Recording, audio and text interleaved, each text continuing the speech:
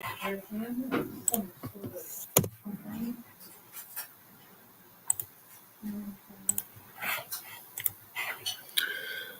welcome to the stream. Seems we're live now. If y'all have been waiting for a little while, I'm sorry I kept you waiting, but I was watching something and I was trying to get finished with it, but I still got like 10 minutes to go. But I was kind of interesting to watch. So. If y'all are still in here, the people that were already in the chat, thanks for being here. Thanks for coming early. The link should be pinned already, so if anybody wants to join me, they can. And there's Zach. Yep. First, he's already here. Yeah. But so just a little today. I don't know how long we're going to go on tonight. I don't really have much to talk about that I haven't already talked about on other streams this week. I haven't gotten much done. I didn't do anything today when I came home. I just hung out with my dogs and just lazy. So, but excuse me. I didn't get any work done on the trailer. I need to get that finished because it's so close to being done. I just have a few more things to do, but time management, I'm bad at it. Tomorrow after work, I'm going to have to cut the grass if it doesn't start raining before then. And it's not supposed to. Check that again to make sure because it really needs to be cut. It was supposed to start raining. It was supposed to start raining Saturday. They just moved it till next Wednesday. Oh, I wish. No, it's supposed to start raining to Friday now. So that's good. It's supposed to be cloudy tomorrow, but no rain. What's up, Salty? Ice cream. Once it starts raining next Wednesday, it's not going to stop for at least over a week or two. Because right now we're kind of on fire. Same here. It's supposed to rain for at least a week or 2 weeks. But we're already on fire as of today so far. I don't get down with it. I don't understand this rain. It's May. It needs to stop raining all the time. I want to be able to race my car. I want to be able to get it on the drag strip. Yeah. I got the Watt box installed or the two-step installed, and it works great. I need to get a little video of it. Get what started.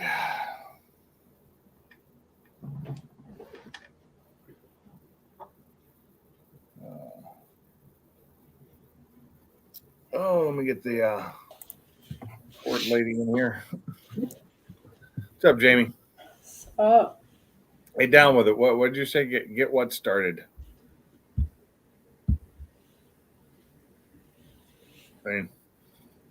I need to do another video since I got the install done on.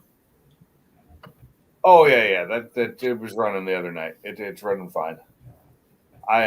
Yeah, I know. I lived in Washington State and I should be used to rain, but it stopped raining in May. Generally, it would stop raining in May and wouldn't start again until like August, September. And we had a nice hot or warm summer, which we could race. Around here, it's supposed to do that too, and it not cooperating this year. No. I think because I moved here, the rain decided to follow me because it hates me. Does not want me to race my car. I wonder what Ford Takeover is going to be like. I'm hoping it's going to be warm, but not as hot as it was last year. I was down with it. I lived in Washington State for 27 years. Let me do the math here real quick. I'm hoping for 100 degrees. Let's see.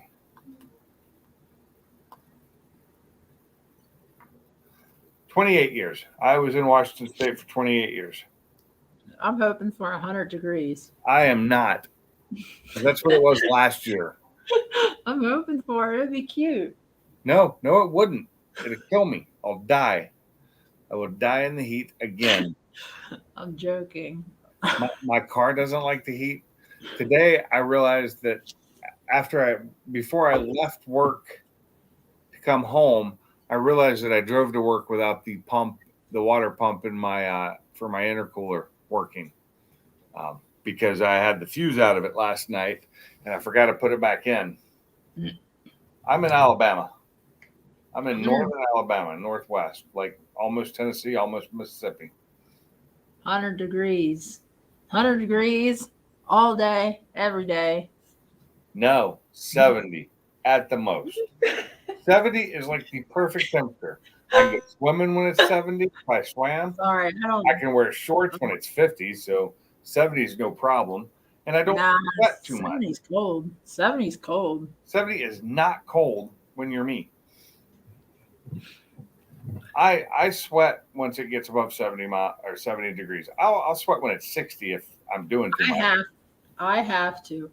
Well, to be fair, there was like a few days, like not too long ago in Alabama, where it was like 55, 60 with like 100% humidity, and it felt like it was 80. Yeah, it was not fun. I don't even need the humidity. I know you remember those days. That was the same time where that like tornado came through. And oh yeah, I know. I stayed inside. I have air conditioning, and it keeps it nice. like I actually had to turn my AC on in the Yeah. Ford Takeover's at a drag strip that has like no shade. Not on the side we're on. Oh, that's adorable. No. I think this year what I might end up doing if I can on Friday is get my truck and trailer out there before the track and then drive my car out there. But I don't know. We'll see. Because my trailer has a canopy on it, but I'm gonna bring my big canopy anyway. I didn't bring mine last year. I totally forgot everything. So this year, prior to Ford Takeover, the week before, I'm gonna start packing the trailer and the truck and get it all ready. I'm gonna not forget my chairs. I'm gonna not forget my trailer. I'm gonna probably bring my generator too, so I can have power if I need it at the track. Because either that or I need to get some more batteries to put in my trailer so it has longer lifespan because it gets recharged by a solar panel.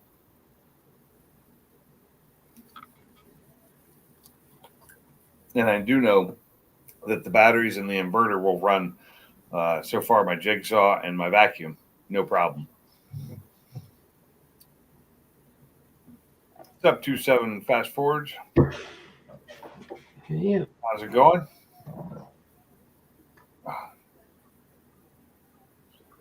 So I don't think we're gonna have a Sublime tonight. He messaged me earlier and said he had something to do tonight with family, birthday for his daughter, I think.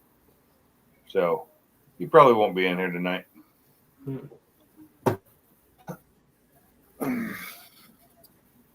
But hey, look who! And he's early tonight. What's up, Nate?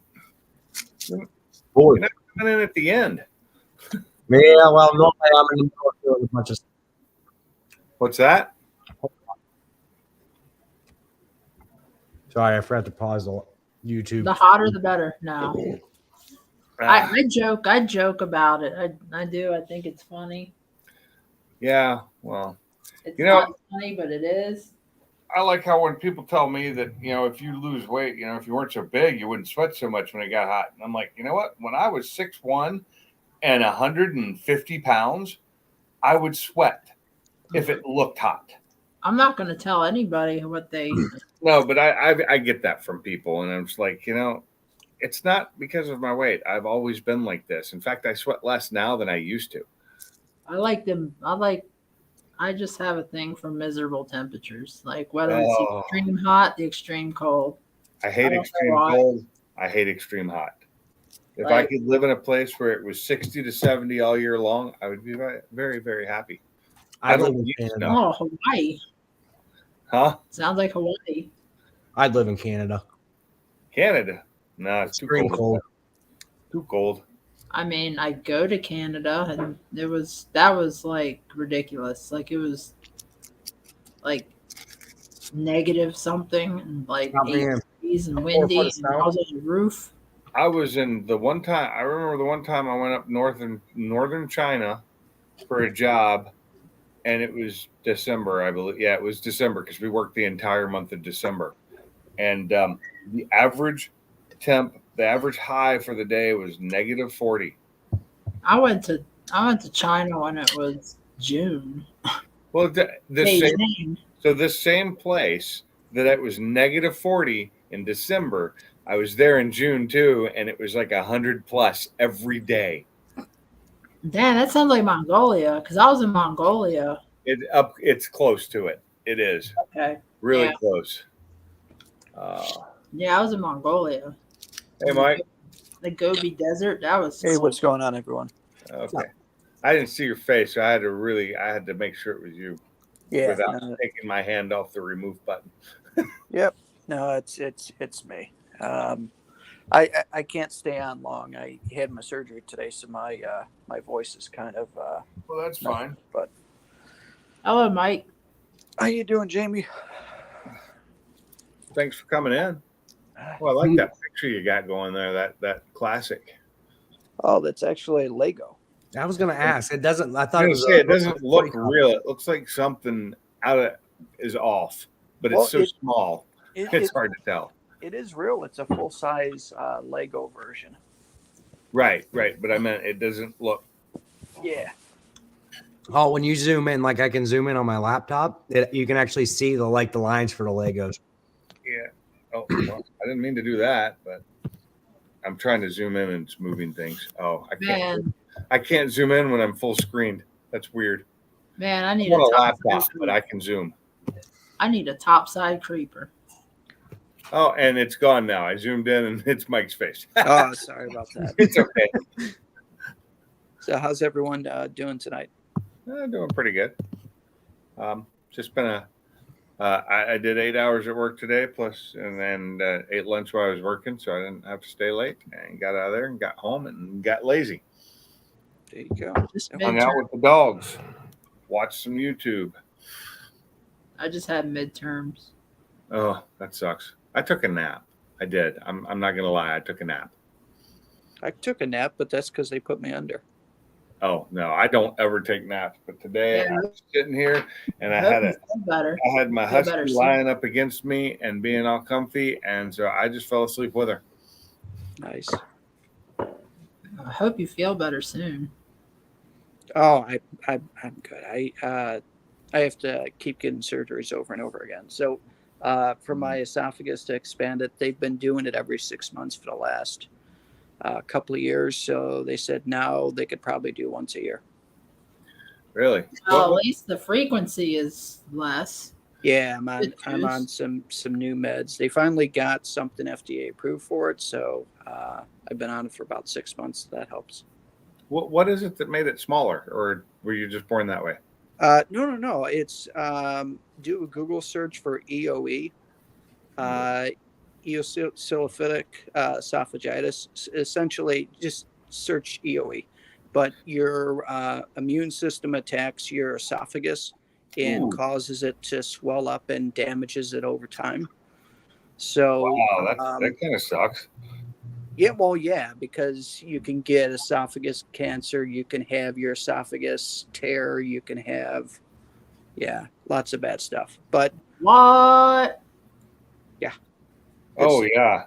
I'm looking at some pictures here, not of Whoa. real, but just pictures of what it does, what it can do. yeah, Like it's actually pretty rare. Medical drawings. So, but I'm good though. I'm good. I tell you what's interesting about dealing with all this over the last few years, you appreciate life a lot more. So you take more trips, you do more things because You're not you kind of guaranteed look at tomorrow. everything as being a bucket list. Yeah. See that. So, but anyway, so what's everybody up to tonight? Sitting here on this live panel, talking about whatever comes up, basically cars or heat and temperatures. Oh yeah, we loved it, but the heat raises. Well, in Chicago, it's been so cold. I mean, it's like Mother Nature's been off her meds because, Yeah, it's you're like- not supposed to have end of April in like the 40s. Yeah, that's how it was this morning in the DC area. I'm like, I go outside, I'm like, holy crap. crap, what happened? This is May. I am used to starting to dip in the pool now. Yeah. Even Yeah, in well, New York, they're saying it's 15 degrees below average right now. Yeah, I'll be in PA this weekend, so It'll be warm. I'll start more driving lessons for the team. Yeah. Yeah. Oh, hopefully my clutch survives. Oh, just buy an extra one. Clutch on what? What are you teaching her in? My little Mirage. Oh yeah, she can't push the clutch in the Jeep or my The truck. Mirage. Oh, how old's your clutch And what? in the Mirage? 2018. It's original. Oh, you got a newer Mirage. Okay. Yeah, it's got like 68,000. That shouldn't be too bad. It's that 3-cylinder. She can't hurt it. Okay. So she's already used to starting on a hill because that was the last lesson, was getting her to start on a hill. Mm-hmm. So first it was get the feel for the grab and the release, and the next is hill starting, and now I'm gonna get her up into the gears. I'm gonna go back so she's comfortable with start, stop, and moving, and starting on a hill. And then once she's comfortable starting on the hill, I'll get her through the gears. And then once I get her through the gears, like a few times, and then I'm gonna take her out on the road. And then once she gets comfortable moving on the road, then I'm gonna have her parallel park. Oh, wow! Just crush her at the end. Well, it's small, and I mean she's only 14, so Parallel parking's not as hard as some people think it is. I've never parallel parked in my life. You know, I don't. I try not to. It's a testable. It's a testable item for Pennsylvania because I got my license in Pennsylvania. So it was testable when I got my first license too in North Carolina. I'm from PA, but my school had its own driver's ed with the teacher that you could just sign up. So you'd sign up for 45 minutes a day and go drive around with them. And literally, if you weren't driving 70 mile an hour and didn't run over a stop sign, you were fine. You're getting your driver's license after 6 trips. My teacher in high school, because we took it as part of PE, and yes, our instructor had the steering wheel and the brake and gas on his side, but he sat there reading the paper most of the time and generally fell asleep. Yep. Wow. Fine by me. I took driver's ed after I had my license. Yeah. Oh, no. So it was kind of weird. Like, they make you take driver's ed in your sophomore, junior year, and I already had my license. When I got my license, it was with the first vehicle I wanted to take to get my license. They wouldn't let it because it didn't have seatbelts. It was grandfathered in. It was 1960, but they still wouldn't let it. So I ended up taking my license in a 1982 C10 pickup truck, and I still had the parallel parking, and it was sketch. What's up, Brosford? I took my license test in a 1994 Buick Roadmaster wagon. Wow. I was in that's about the length of a single cab C10 Chevy. It's a long car. I remember when I was going through driver's ed, and I remember the instructor because she was also the gym teacher. And so we're out, and you've got like three kids in the car. 2 are in the back. I'm in the front. She's the passenger side front, and we're driving for a bit. And I made her laugh. She says, "You know that you're driving with the parking brake on?" And I said, "Yes, ma'am." And she's like, "Well, why are you doing it?" I said, "Well, I'm trying to get my money out of this course." And she just busted out laughing. But I'd completely missed that I had that on. Yeah. I just had to ride around, sit in the class because I already had my license. It was weird, like so weird. Let's see if I can do this without screwing it up. I don't know if I can or not. So the AC went out in the Mirage. The hose was rubbing on a piece of the bumper that my mom crashed in. then it rubbed it to the point where it cut it, and now I don't have AC in my car. See, if That you would live in suck. cold climates, you don't need to worry about that. You just need heat.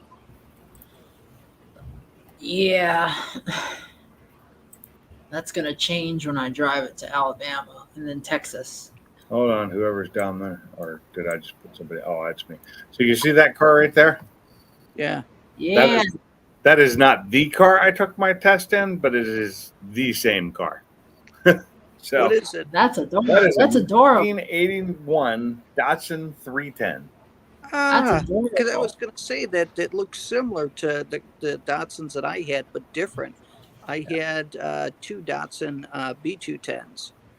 Yeah, this was the 310, and ours was a GX or GL. I don't remember exactly. This is just the basic 310, which some people call a Pulsar. It was known as a Pulsar in some places, but not everywhere. But the Pulsar became the more rounded off car that my sister had later. What engine did it? Did it have the I don't- 1.4 liter A14 or? I have no idea. It was my mom's car. Okay.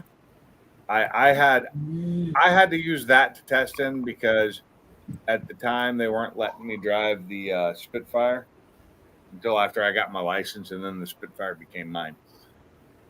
Cool. Yeah, but I liked it. It wasn't a bad little car, but I failed my first test because the instructor it was Highway Patrol that we tested with, and it was a female giving me my test, and she failed me for not shifting smooth enough. Were you in Texas? No, I was in North Carolina. That's right. That's how they do it in Texas. They use the highway patrol. So I have a friend that I'm gonna teach how to drive, and I'm getting her ready. I'm not getting her used to a manual because I can only handle teaching one person how to drive a manual right now. So I'm letting her use my 351 OBS. So No, the 351. That's actually that's a newer truck than the one you just bought, right? yeah, that's a 97. That's the very last of The last year. of the OBS. Yeah, I had the 95, but mine was the long bed extended cab F-150, and I really loved that truck. I wish I hadn't got rid of it, but I didn't have room for it. Now I got a long bed extended cab F-250, but it's 10 years older. It's the 87. Yeah, It's in a lot better shape than the. Those are pretty rock solid, though.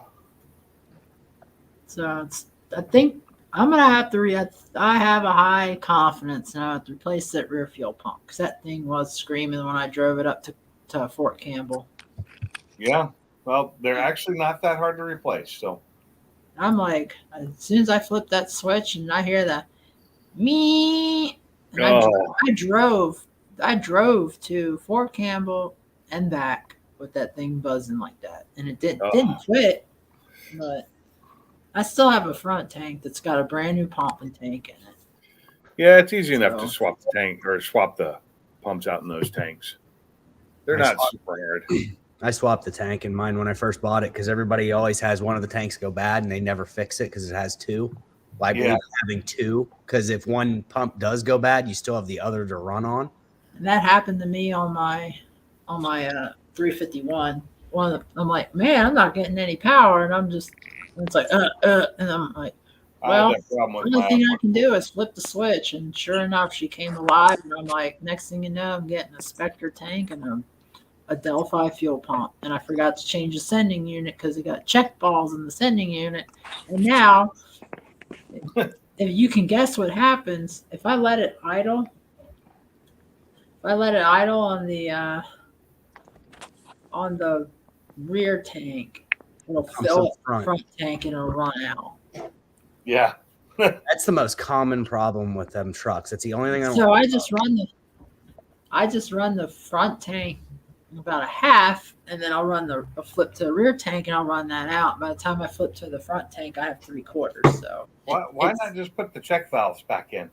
Because now I have to drop the tank again. Oh. Because check valves are in the sending unit itself.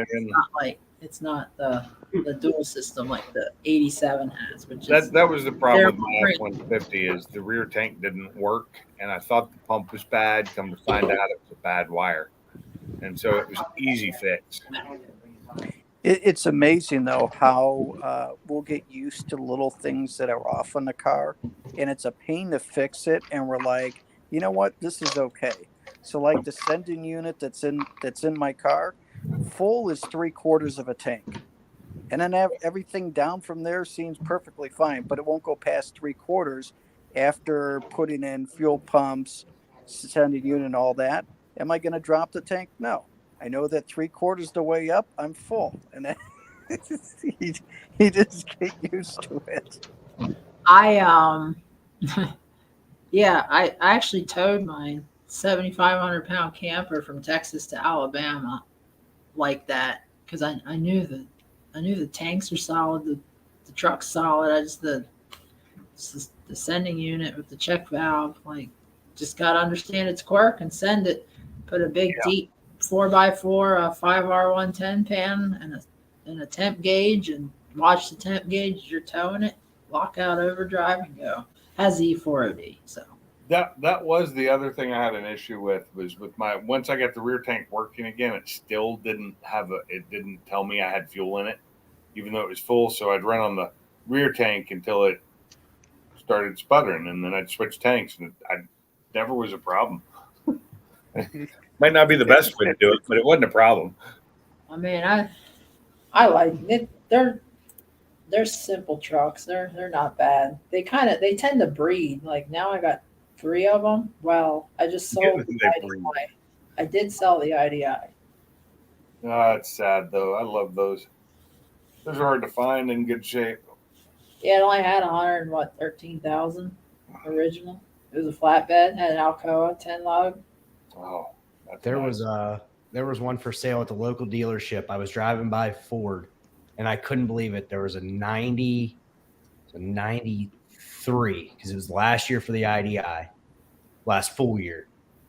The Centurion edition, dually. Ooh, that The thing. lot on the used lot at a Ford dealership. I drove by, I had double take and turn around. I'm like, there's no way I just seen an OBS on a Ford used lot.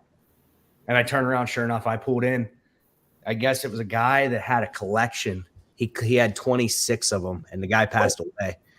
And the guy that bought the truck, he bought it for him and his wife and his kids to go on vacation with. And his wife passed away a month later from COVID, and he couldn't stand to keep the truck. So he traded it. It had 47,000 original miles on it. Had an IDI in it.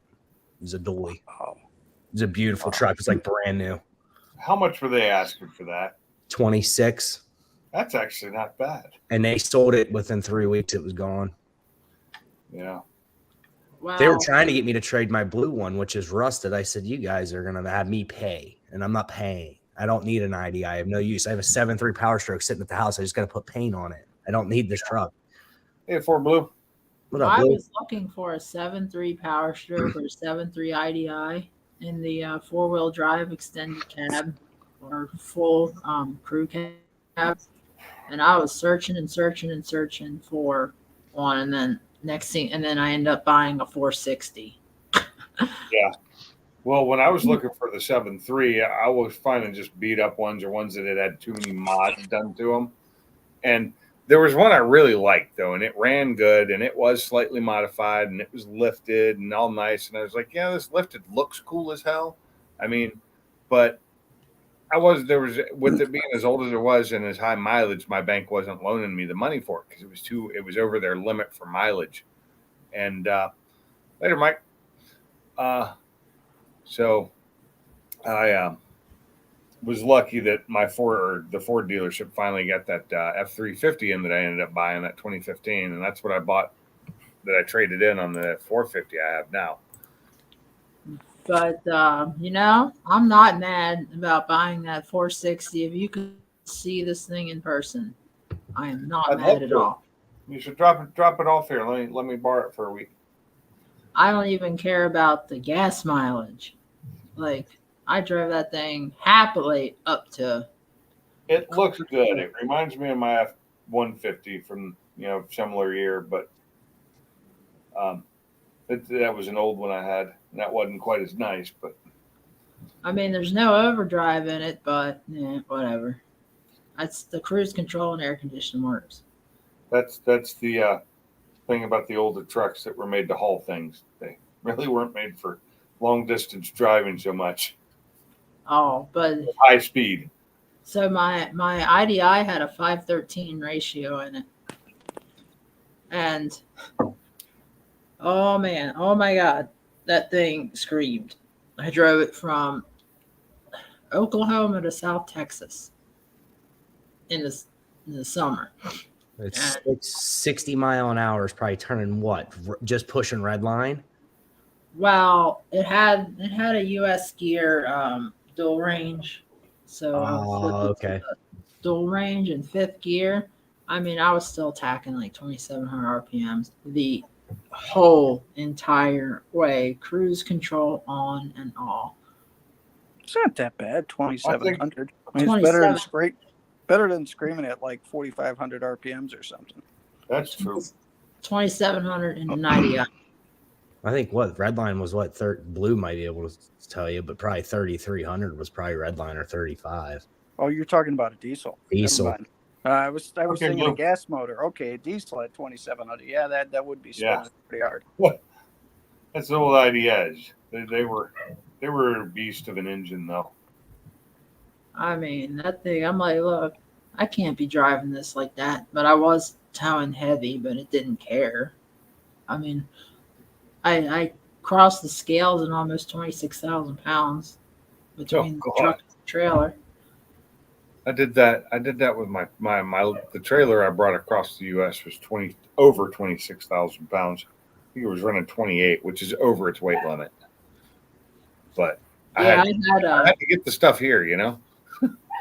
I had a total of, I had almost 16 between the truck, and then I had 10, right at 10 on the trailer, which that was like pushing as the gross. I had breakfast for dinner.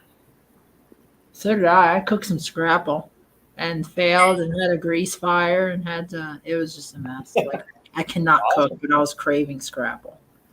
My wife made some fully loaded scrambled eggs and some hash browns that I had when I got home. I just reheated them. They were perfect.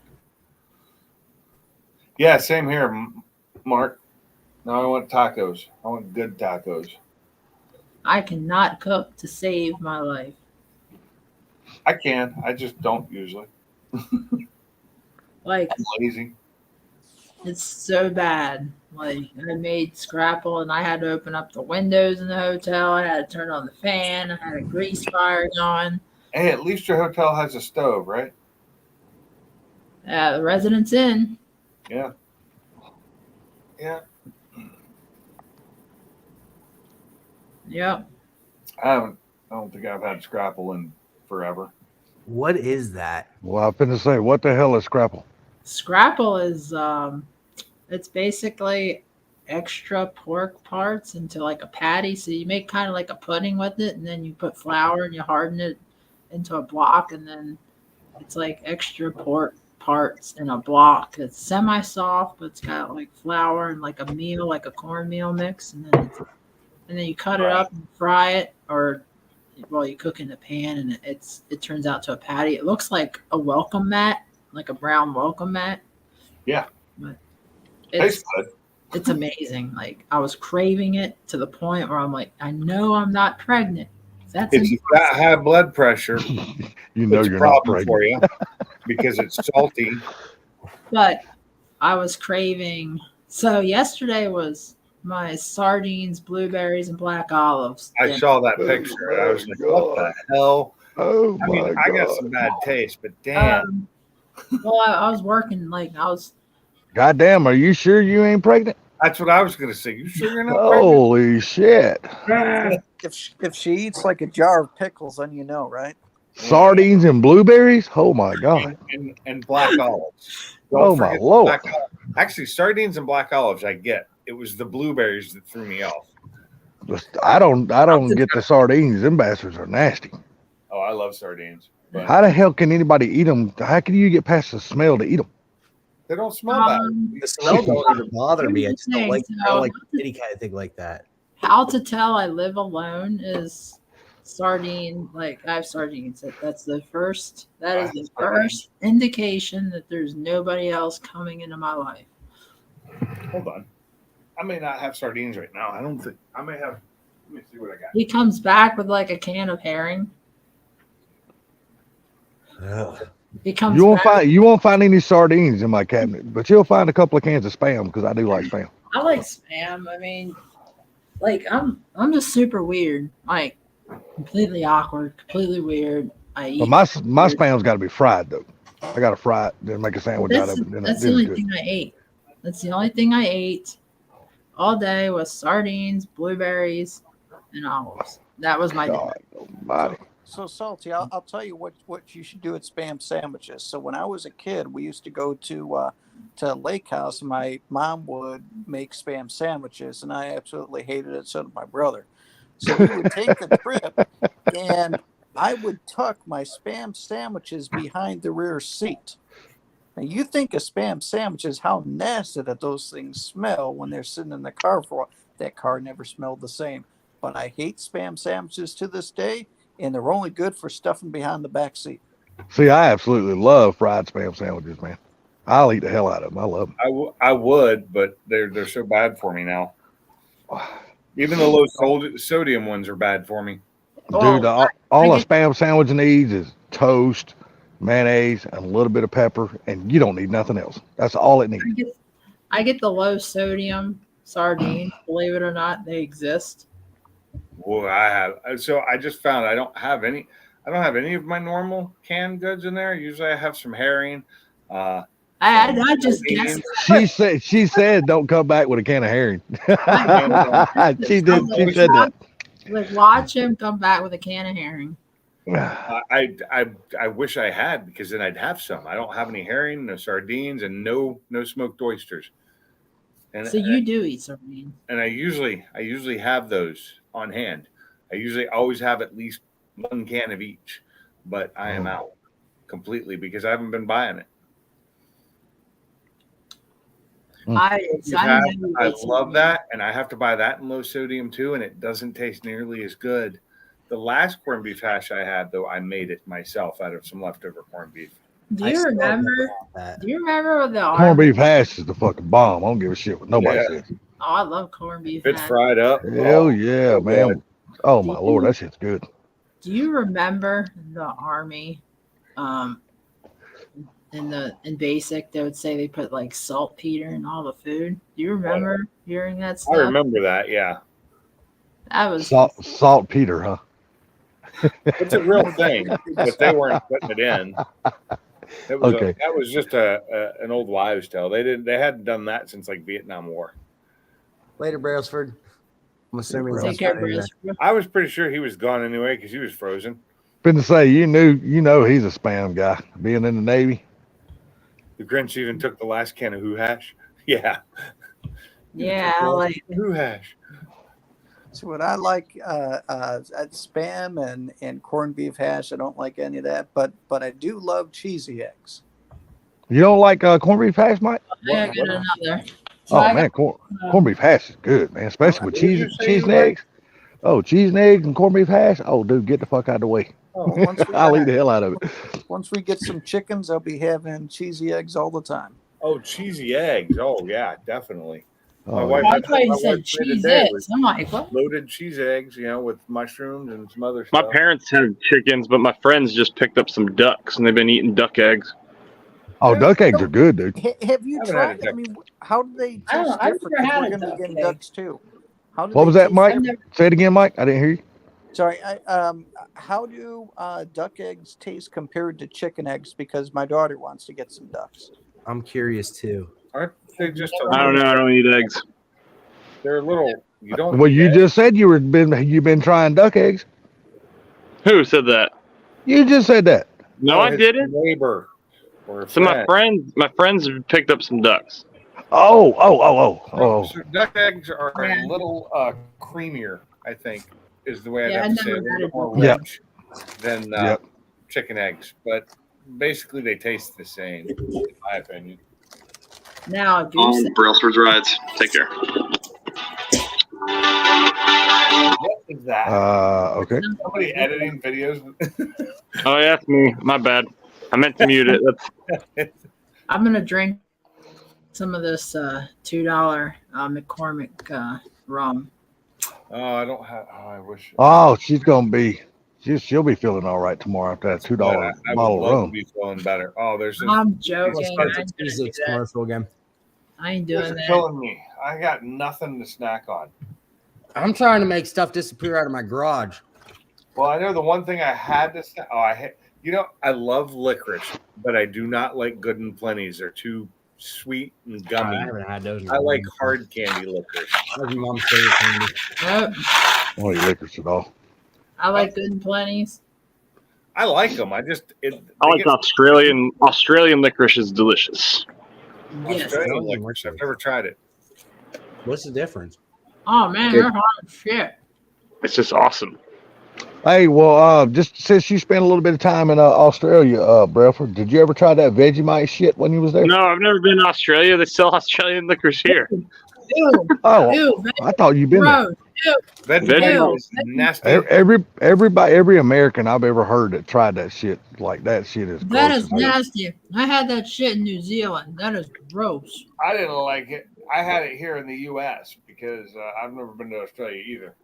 But you can get it here sometimes, and it's not that good. Oh, okay. Maybe Brelford. Maybe it wasn't you. Maybe it was Brian that said he spent some time in Australia. Now, I'll tell you what. There's this. So, I've been to Greece several times, and one of the ports in Greece that we pull into, there's this one store that's there, and it sells this orange honey. Now, I'm not a honey guy. I don't like honey, but it's the best. It is so amazing. It is so good. And me and my wife have ordered probably a couple hundreds of dollars in honey trying to find something close to it. And the only place that I can get it is at this one port in Greece. I don't know what makes it so special, but it's like amazing. It's so good. I like honey in my coffee sometimes in place of sugar. Well, here's how good it is. I went there on my second deployment because we got some after the first deployment, but only bought 2 jars. I went there my second deployment. I brought home 15 jars. 4 to 5 of them, I can't remember how many, exploded in my bag. Oh, So, I bet that was fun. I mean, it was a cheap bag I bought from like some equivalent of Walmart overseas, and So in other words, that bag got trashed. yeah, I just threw it away when I was done. I can't read comments, by the way, so I don't know what people are saying. Not much. Okay, good.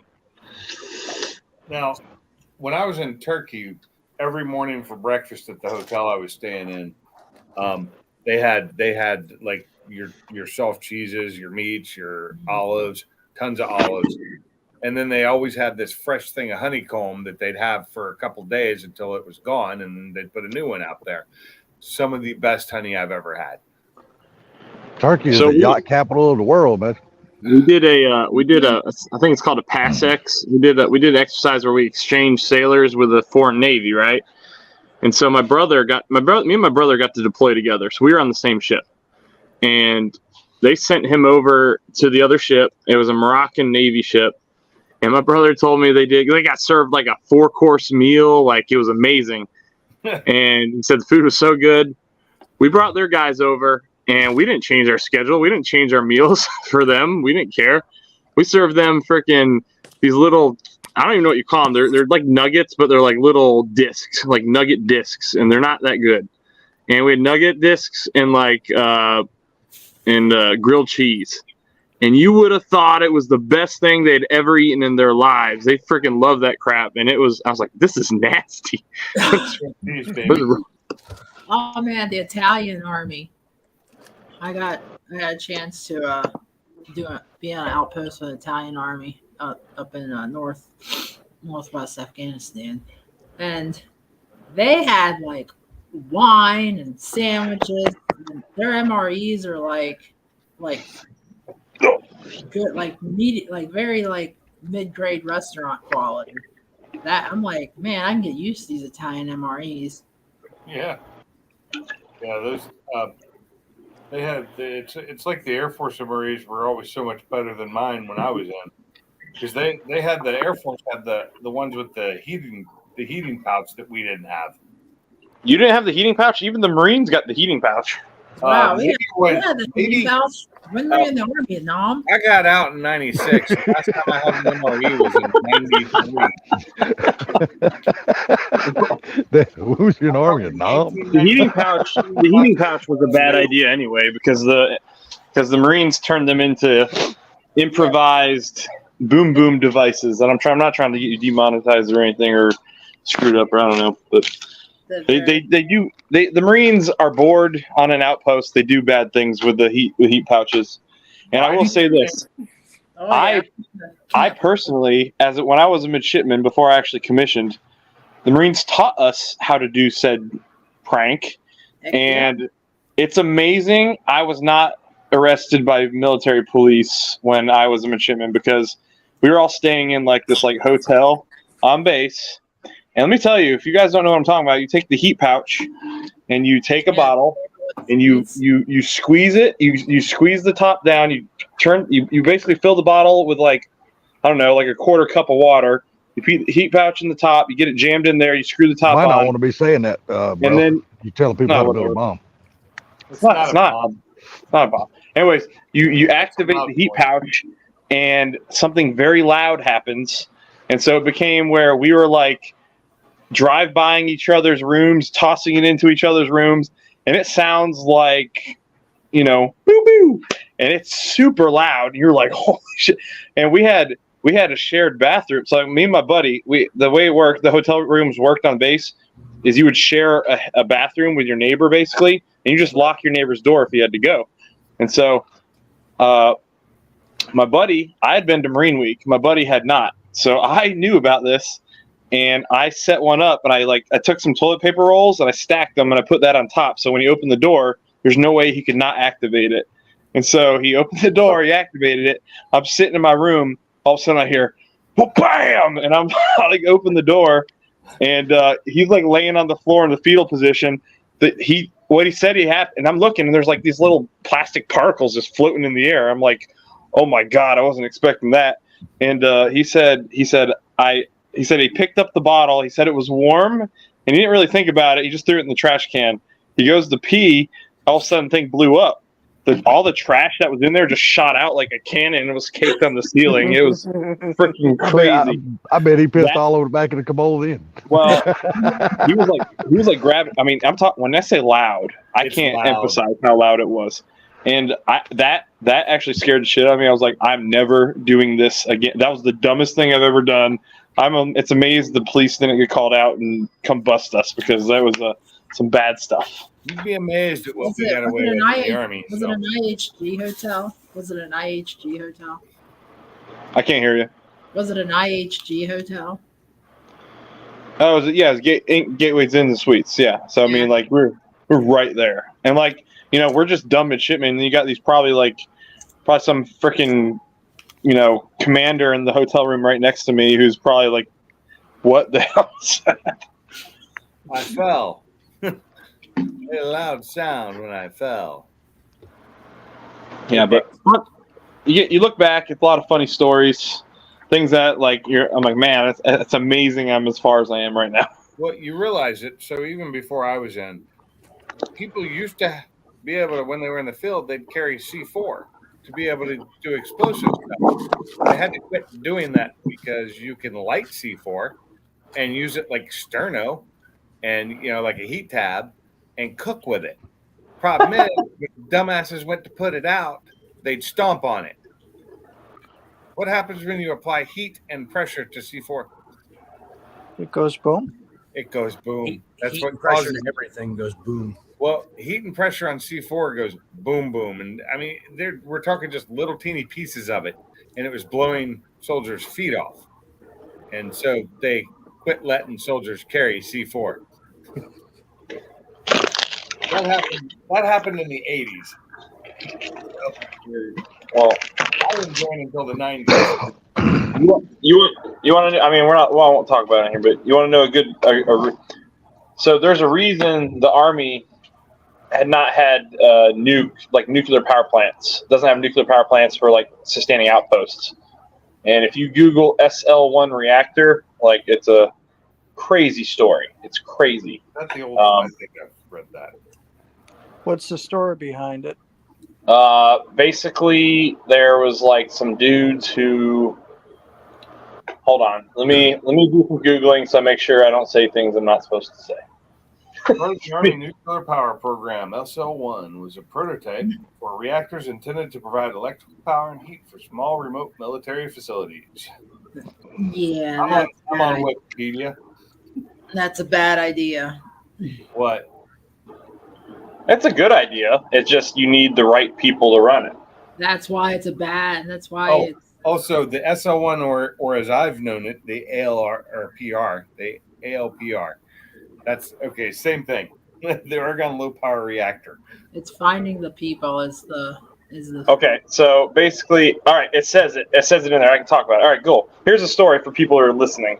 All right, so basically, there was this people that were operating this test reactor for the Army. And back in the day, you used to have a guy, instead of when you scram a reactor, you're basically shutting it down by dropping all the rods. Well, you never used to have that. Like you had a guy, and you used to have you have these things nowadays called control rod drive mechanisms, which raise the rods out, and that's how you like get power, right? Well, back then they didn't have that. You had a dude who's literally like hoisting it out with a freaking rope, pulling these things out, and then you had a guy called an axe man, and his job was literally to take a freaking axe, chop the rope so it will fall in and shut down the reactor. All right.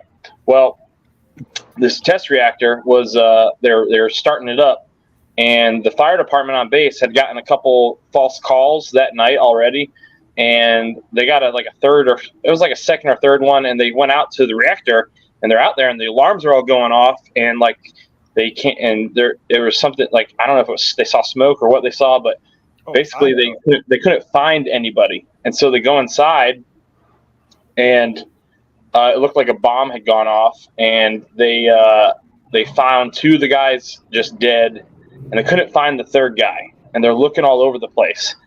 So what happened was this dude was, I guess I heard that like the rod that he was pulling out to raise power got stuck. This is before we had the real like protections that we have nowadays, and so he went and literally stood on it, and he's like pulling it like this, and what happens is it broke free because it got jammed, and you're supposed to raise those things very slowly because there's an incremental rise in power, and when that happens, that changes pressure, temperature, all this stuff of the water that's in the reactor.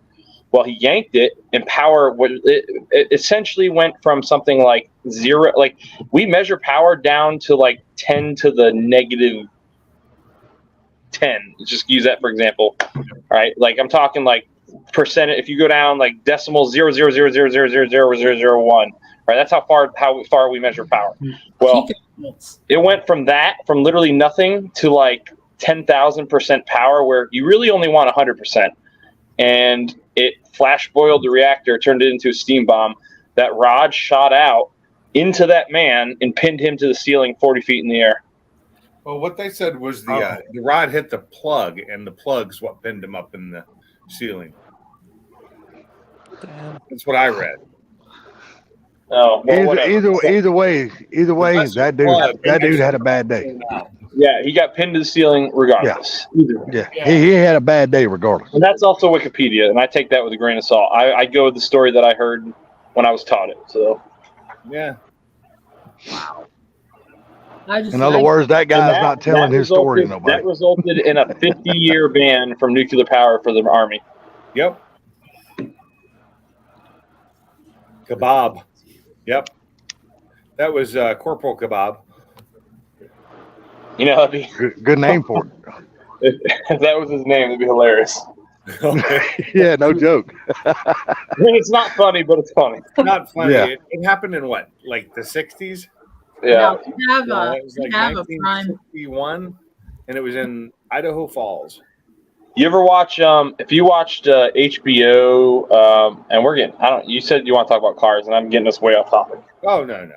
cars and whatever else. If you watch HBO's the show that they made on Chernobyl, Oh, it's Like- fantastic. you want to. Oh, it's good, and I it's watched part of it. I didn't get. I haven't watched that yet, but I've had a bunch of people tell me to go watch that. I haven't the seen radiation. Like what you see for radiation poisoning is pretty accurate, and it's like it is horrifying stuff. Like because you don't see this, you don't see it at all, and it's cooking you alive like you're in a microwave. It's horrifying. Mm. It's like literally the scariest way to die, I think. Well, it's like that one fireman that was looking and he sees all this stuff on the ground and goes to pick a piece up and is part of the reactor. And then within a couple hours, the guy's already dead because of the. Well, we lost them. And then there's a 3 Mile Island scare. Chernobyl, is that the one in Ukraine or whatever? So 3 Mile Or, Island. Russia 3 Mile or whatever? Island is blown so far out of proportion. There was a leak, but it was not nearly as bad. That was like probably really the first instance of the media really setting our country back right there. Because there was a leak, but we contained it, and it was not nearly as bad as it was portrayed. And so because of that, we didn't open new reactors. It took 30 years to open a new reactor. And that set us back for 30 years. That's horrible that happened. We could be so much more advanced than we are right now. So yeah, the why don't new style we? reactors are so much safer because they don't use rods at all anymore. They use like a powdered uranium, or it's not powdered, little balls. It's the new technology is so much safer now, and there's so less the waste that we used to have. The waste now is so little comparatively. Well, I mean, you want clean power. It's literally you make these things. It's infinite power. Like, why? This is not what we're using. I mean, this is. It just takes responsible people. Responsible people.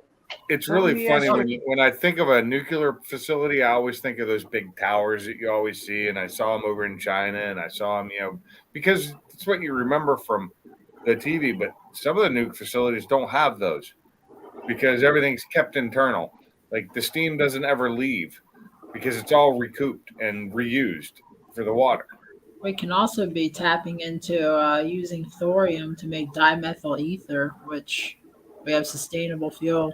That's just Why didn't they, Brailsford? Why didn't they ever go with the sodium cooled reactors? Well, I don't know. I don't remember. I think I learned something about that a long time ago, but it's been 10 years. I don't remember. Hanford, yes, Hanford has been in a constant state of cleanup from the time I moved to that state until now, and still continuing. Hanford. What's Hanford? Hanford. Nuclear facility in eastern Washington. Oh. dang. The Washington State runs mainly off of water power anyway. If you watch that Chernobyl documentary, you see like how serious that could have gotten within. If they let it go, it could have poisoned half of Eastern Europe. Like horrible. Oh, if it would have hit the water table and melted all the way through. No, I'm talking about just the radiation that was in the atmosphere and all that from the fire. Because They were- if they were it would have hit making- the water table, it would have just exploded. They were talking about making this You know what I atomic mean? vodka from potatoes that were, or the soil made in from Chernobyl. Yeah, that would be stupid. Yeah, the British did it or do it. I don't know. I just heard something about it. They were making vodka from. It's called Atomic with a K. Yeah. Have you guys seen like the videos on Chernobyl as far as the animals that are there now? It's interesting, some of the mutations. Yeah. Hey, down with it. You say it. You think it's a sham. I know some people who worked and did work there, and I've done some work with those people. They're still doing the work because it's so hard to clean stuff like that up and keep it. And they have to work so slow to keep anybody from getting radiation poisoning or anything. And they're really they keep such a they stop work constantly. That's it. But the people who do it don't care because they get paid really well. And you look at Fukushima, they're still cleaning it up, and, Oh, yeah. and slowly but surely, Yeah, they're but releasing the that water plant, into the ocean after so it's treated. so that plant was designed to take a 25-foot tsunami. It took a 30-foot tsunami. Yeah. So I mean, it was for what happened to it. It's pretty impressive that it was as small as it was, and like the Japanese, man, give them credit where credit's due. Those dudes buckled down and got that done. The tsunami by Yeah. itself wouldn't have been as much of a problem if it hadn't been for the earthquake that preceded the tsunami. Right. Yeah, I think Oh, it like fractured. Or if they had better location for the backup generators. Yeah, maybe. They would have lost connection to him no matter what because of how hard it hit. I had actually just left Japan 3 days prior to that, and I told Jason, one of my coworkers who was staying, I was like, you can go home if you want, because at the time I was single, I didn't care. Like, you can go home if you want. He had a wife and kid, and he's like, I'll stay and finish this up and do it. He's like, no, because it was his job. He was like, I'll stay. He got stuck in the airport forever because he was leaving the day it happened. Wow. And I had just gotten out of there a couple days before, so he was there. He was stuck there for an extra week. So, Brailsford, are you still working with nuclear technology, or are you onto something else now? Oh, I haven't done that. I've been out of that world for 9 years. I left the nuke program like immediately after I passed nuke school, but I left the program and became a standard SWIL. Did you like it, or?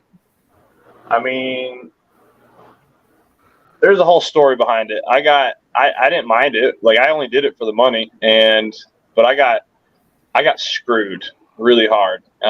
There was a big deal. There was like a cheating scandal for some senior enlisted NCOs when I was there, and it set everybody back.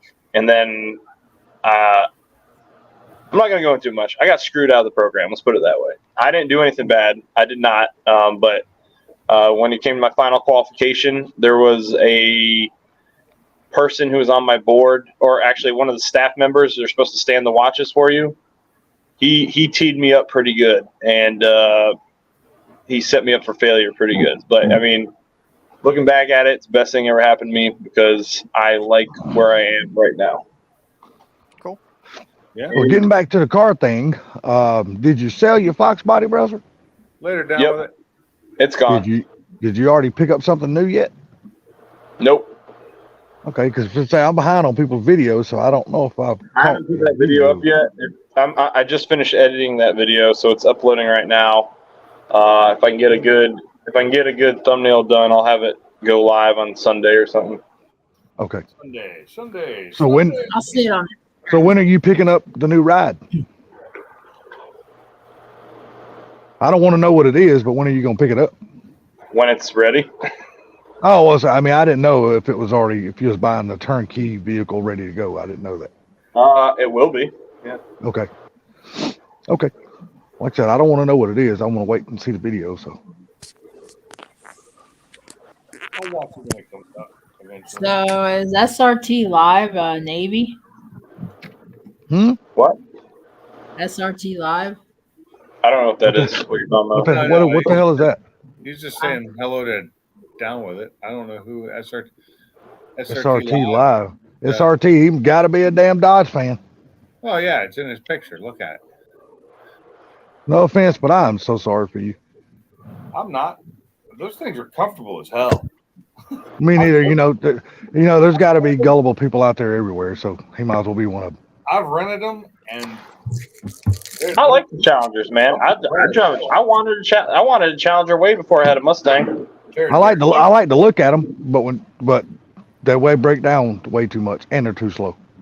I mean, they're too damn heavy. So if you buy that car, you're aware of that. It doesn't handle like the other ones. It's a big, heavy car with a big motor, and I like them. I want one. I like them too, but I don't want one. no, I don't want one. I want a Challenger. I was looking for a 64 or 66, and I ended up with a truck. I want a Challenger too, but I want it to be a 1970. I don't want it to be a new one.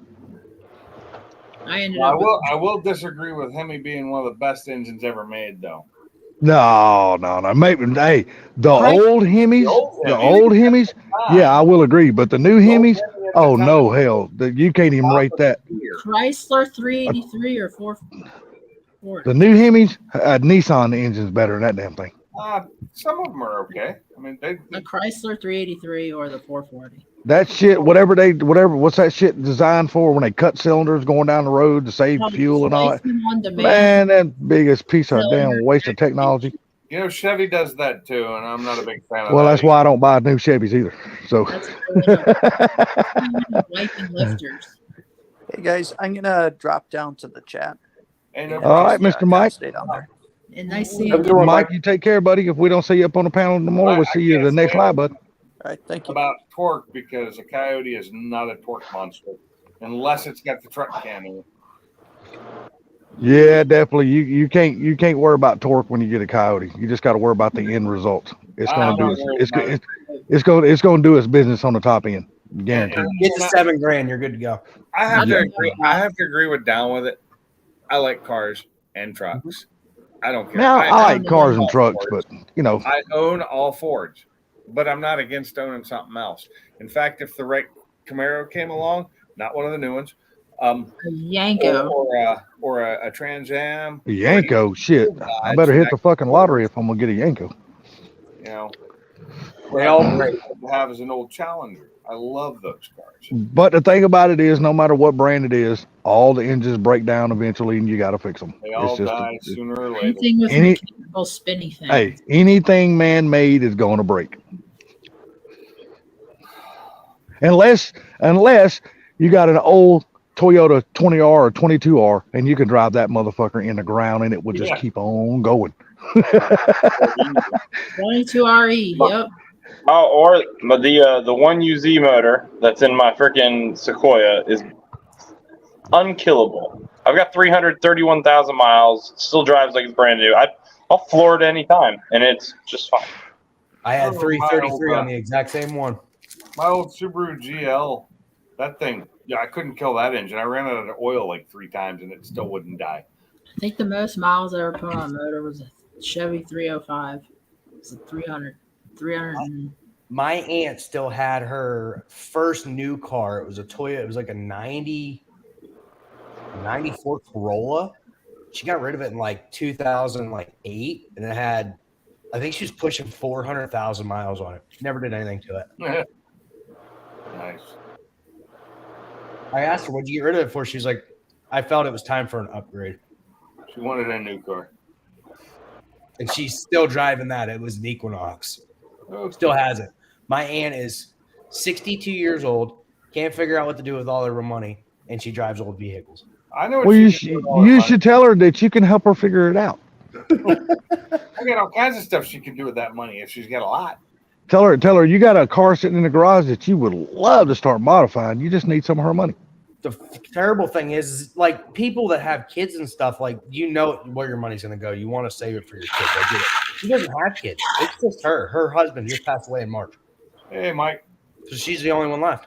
She sent a thing to me and my cousins that she's going to split up her will. She's going to give some of her will to the church, and then she's going to split the rest of it over like 8 of us. Well, tell her you ain't got no problem with that. I'm like, Thanks. I got to get off. I got to take care of some stuff so I can pack up for tomorrow. Later, Matt. Y'all going camping? Y'all going camping again, Bradford? Well, we have a trip planned this month, but I applied to go to the Mustang Legends tour, and if my car gets selected, then we're going to cancel that trip, and I'm going to take the boys there. where's it at? I got you. It's all over the place, but they're pulling into Charlotte, so I'm trying to go when they're in Charlotte. When is it? In Charlotte, or where? Or I mean, they're in Charlotte. They're in Charlotte in May, late May. I'm going to be in Charlotte in late May. That's why I asked. I'm going to 600 in North Wilkesboro the week before. Oh. There you go. So, That'd be cool. I want to go to Wilkesboro. Everybody hypes it up. So Nate, you and Breakfast got to hook up when you come down there. That way y'all get both bosses side by side. Right away. We'll camp at Speedway. I drove my boss all the way here, so I've been driving that around for this trip. And oh, are you not at home, Brussels? no, I'm in a hotel room. Oh, okay. I thought you were at home, buddy. I didn't know. Same hotel room life. Yeah. So I'm ready. I'm going home tomorrow. So. Oh, okay. I don't do the hotel room life anymore. Well, I'm getting that per diem. I'm gonna do the hotel life in June before takeover. When I was doing the hotel room stuff, I kind of missed that. I made a lot more money that way. Well, if I could just like, well, I went out and ate yesterday, and I spent my per diem on my dinner. So I've done that before too, but not usually. Well, yeah, usually I'll just hang out and I'll get some snacks and I'll munch in the room and $50-some a day at the most. I don't know. I think it's like 64. It's gone up a little bit then, because we got premium overseas, but in the U.S. it sucked. I have to check the GPS. It depends where you go. Yeah. Detroit, it sucked. Yep. All right, well, I'm getting off, guys. Have a good night. All right, buddy. Take care, man. Nice seeing you. Man, I'm excited. I'm just curious. Why in the hell is it Bama up on our damn panel? Usually he's always up here. I don't know. Hell happened to him? He get tired of hanging out with people? Back. I haven't seen him in the back. I don't even think he's in the chat. No. He was in the chat earlier. Damn, he get tired of hanging out with us or something? Yeah, he was in the chat earlier. Sometimes I'll like ghost and pop off because. Oh, yeah, he was like right when we started. Yeah. When you started, he was in there. He popped in and said hello to everybody. Maybe he just didn't feel like it. Maybe he had other things to do. I get weird and antisocial, and I get it. It's it's Wednesday night. It's late. Yeah. He's down there in the damn field shucking that damn corn, but it ain't the corn he's shucking. I got my midterms done today, so I don't really have nothing like no homework or schoolwork to work. Midterms? What, you still in high school or something?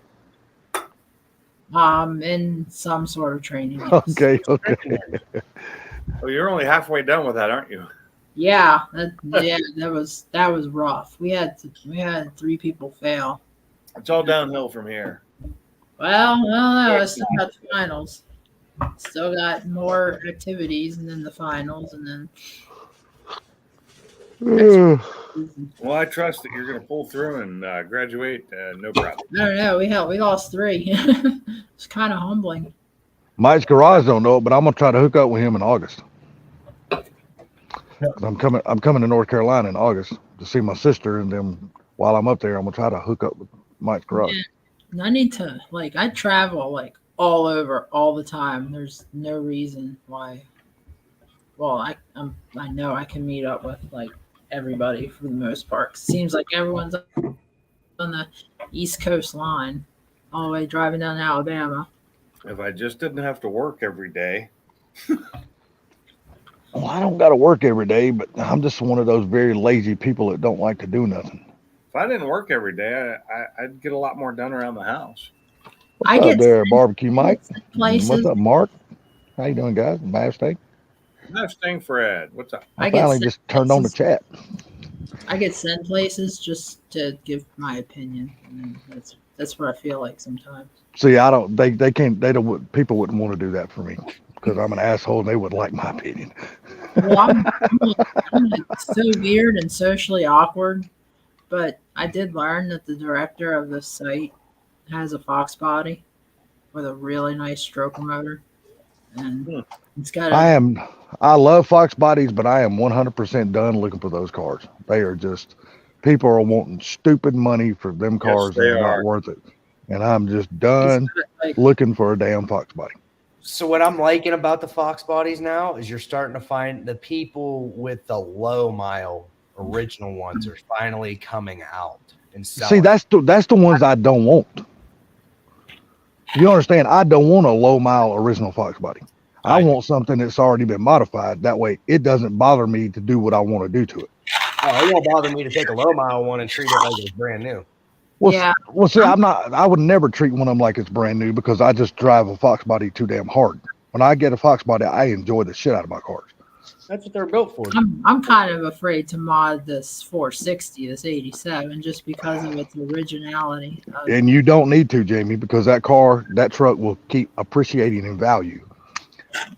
As more and more of this electric car shit is being pushed on the country, those kind of vehicles you got are going to be worth more and more money. That's the thing is that's an EFI motor, isn't it? No, it's the last of the carbureted motor. Oh, okay. Carbureted. I'm telling you, those vehicles are going to come back strong. They're going to be worth money. It's No, the they're very, not, very because they're going to continue making gasoline engines for cars because of all the pushback against cars all around the world right now, and even the U.S. is going to stop pushing it so hard. Well, yeah, I understand that, but what I'm saying is, it's not going to work. yeah, but what I'm saying is, trucks in general have gotten to the point now to where they're just outrageous in value, as far as money buying Oh them. yeah, they're ridiculously high for new ones. And, I mean, it's stupid because it's a truck. All right. Well, trucks like hers and like the Silverado I just sold and stuff. Well, hers basically, because that truck is all around. That truck can be used as work. It can be used whatever you want to use it for. Those trucks are going to make a really strong comeback because people are just tired of paying $75,000, $80,000, $90,000 for a damn truck. They're going to be looking for something like that to buy. And you can fix it along the road. Yes, you can fix it yourself. It does not have to go to the damn dealership to get worked on. Put my 94 just for that. This 460. So the funny thing is, it's the last year Ford put a carbureted engine, the carbureted 460. It's the first year of the brick nose, so it's got the updated interior with all. Love the brick nose. I'm a huge fan of that damn body style. Love them. Lariat with bells and whistles, not a rip in the seat, clean carpet. I mean, everything works. And There you go. Like I said, keep that truck original as possible. non-catalyst, no emissions. Screw with your other shit, but leave that one as original as possible. As I guarantee you, you're going to be able to make money off of that truck if you ever decide to sell it. No, My die before it. Just so we all know, I'm going to shut this down at 9:30 my time, which is in about 13 minutes. Okay, gotcha. I have my laptop set to Central Time. Yeah, mine is. My buddy had the first year of the brick nose with the last year of the carbureted, and it was some weird setup. Like they'd changed some of the emission stuff. They changed the carburetor from any of the earlier models. It was like a 1 year only. He got so mad and ripped it all off. He's like, I've had enough, because you couldn't get none of the parts. He couldn't find the specific parts he was looking for. I can't remember what it was, but it was a 351. Oh, okay. This so this had a was it like a 4180 Motorcraft or whatever the nomenclature is. Yeah. And then the guys, I have this big binder with all the stuff done year by year, every line item, part, receipt. So You keep adding to it. This dude replaced his carburetor in 2012. The date stamp is a 2011. It's a Holley 8457, which is a 600 CFM carb, and that thing just purrs. I mean, it purrs like he swapped over the AC from R12 to 134 in 2006, and then again he got it all, like all the different parts throughout the years, and the AC is just, it's cold. Service cruise control, brake booster, master cylinder, clutch master slave, new clutch, rear main seal, oil pan gap. He did like everything, like from the sun, from like 1998 is when he started replacing stuff. He did the tanks in like 2014 or something, and the pumps.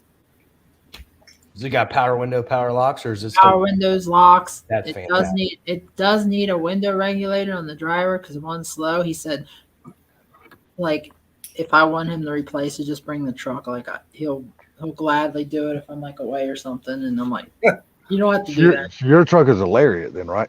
Yeah. It's that boy Fox. Okay, yeah. So yours is loaded.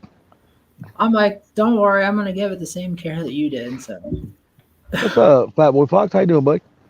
because I'll just put it in my shop and then I'll just drive it from Texas to Alabama whenever I need it. Here's a Yeah. good example of how much that the dealerships are trying to buy old trucks now because they have their new truck sales have fallen off. My brother's got a '07 2500 HD, and it's only got 131,000 miles on it. And it's a beautiful, beautiful truck.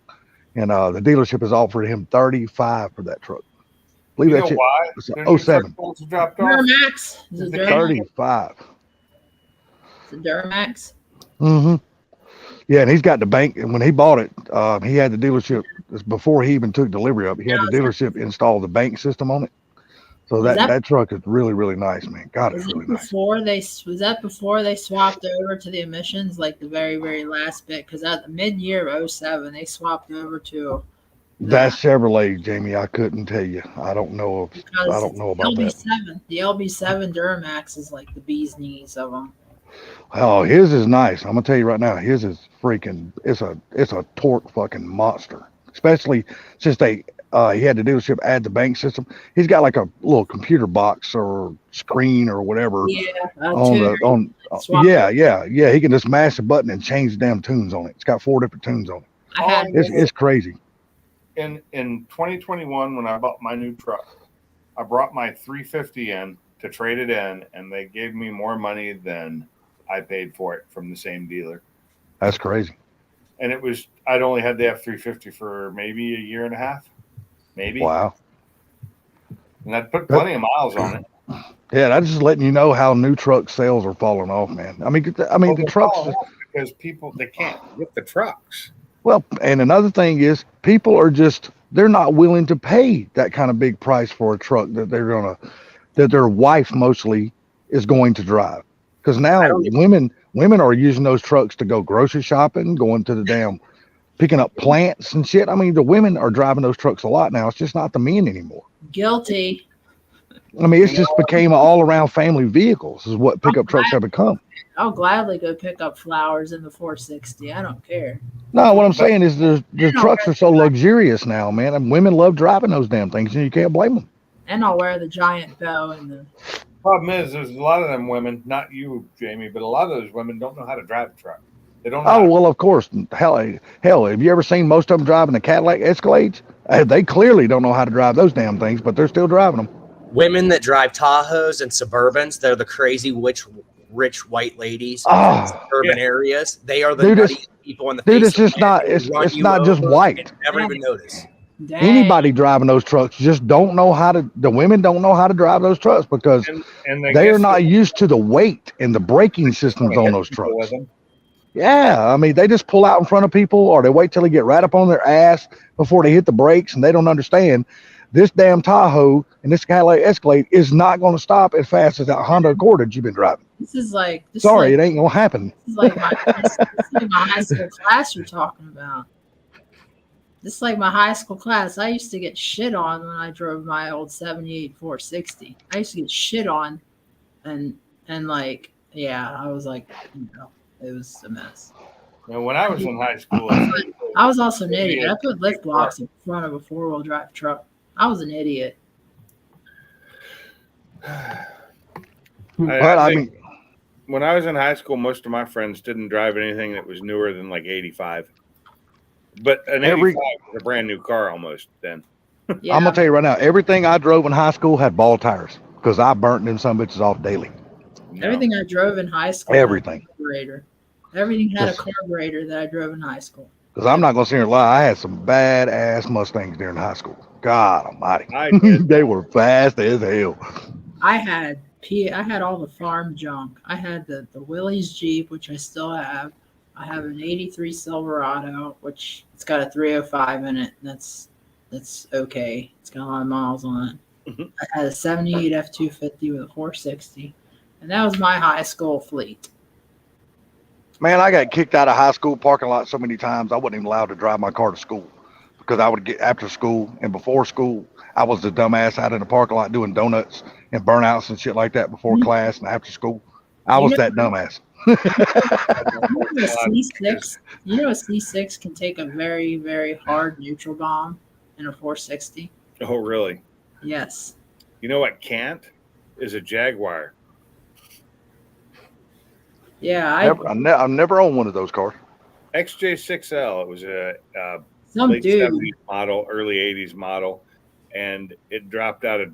It was in neutral when I hit the gas on it, and I didn't think it was in neutral because I put Wow. it into drive, and it popped into drive at about I don't know 7,000 RPM.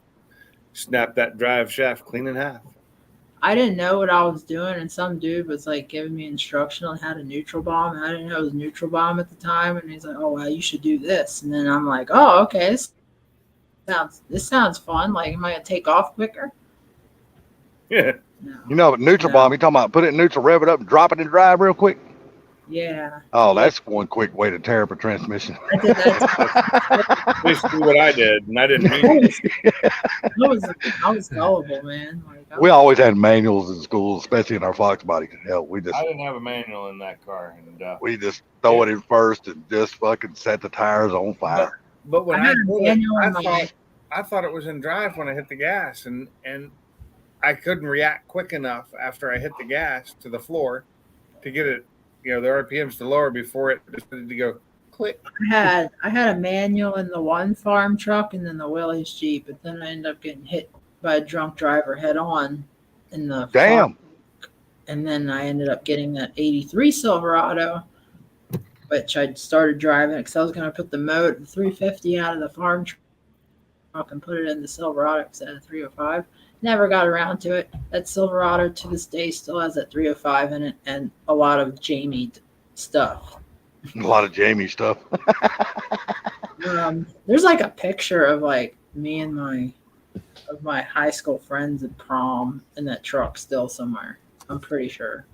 Yeah. So I had a 97 F-150. I had a Honda Civic for 3 months that I totaled.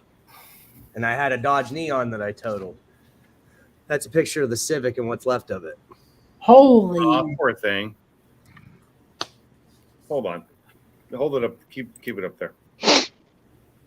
The only thing that was on Pennsylvania plates. what's that? Pennsylvania. Yeah. I was from on the West Virginia state line of Pennsylvania, out west of Pittsburgh. West Okay. Virginia. Yep. Damn Well, hillbillies up there. My first high school car was a 69 Roadrunner. I'm from South Central PA. Like close to Gettysburg. Okay. That's where I'm I from. was born there. Didn't live there but 3 months, so I don't know. I was just south of Pittsburgh. I did grow up some in West Virginia, though. So, Where at? A place called Hamlin. I don't know if you know where that is. Hamlin. Hamlin, up in the mountains. Sounds familiar. I drove around a lot of West Virginia. I started this job, and we went to West Virginia often to take care of It's hospitals. in Guyan Valley. How's that? It's close to Guyan Valley. If you know What where what about Point Pleasant? Like on the Ohio border. that is. I know where I've heard of it, but I don't know where it is. It's where they had the Mothman prophecies. Ah. Hell, y'all heard about that damn manhunt's going on in Georgia right now, hadn't you? No. Damn guy went crazy, started damn shooting people, shot a cop and all kinds of shit. There's a big ass manhunt going on in Georgia right now for him. Well, that sucks. Wait a minute. Damn. No, I haven't heard that. I'm like so detached from like news. I try and stay detached from the news as much as possible. because Shit, you can't help it, man. You turn on local TV here, it's every damn I way. don't have You know what I local mean? TV, so it's easy. I don't turn on TV, so unless it's YouTube. I have YouTube. Mhm. No, I've finally got Disney Plus today, so I started watching The Mandalorian. I'm only on season 1, episode 5. So Oh, you're a little bit behind. yeah, well, I mean, yeah, I could start watching from now, but I don't want to do that. I want to start from the beginning so I can. Yeah. When I that's finally great. get there, I want to get caught up and understand Hey, the well, whole this story. season's over already, so I tell you what, though, I'm only 4 episodes in right now, and I'm Well, enjoying yeah, the hell out of it so far. you only have 8 per season, so you've only got what is that? 16. But they only the third 20 more episodes. third season, right? 20 episodes. Yeah. I tell you what, I love though the very first episode. That damn bounty robot, that was a badass dude, man. Yeah. That dude was kick ass. I was like, hell yeah. Well, Yeah. it's about time, guys. I'm gonna be shutting this thing down. All righty, Pinks. Well, I'm out of here then. Everybody, y'all have a good night. Take care. Later. Thanks Y'all for take care. Everybody in the chat. See y'all later. We'll see y'all somewhere in tomorrow night's live stream. Later, everybody. Thank everybody for coming in, who came in, whether you're in chat or on the panel. Either way, enjoyed having you. It was fun. See you next time.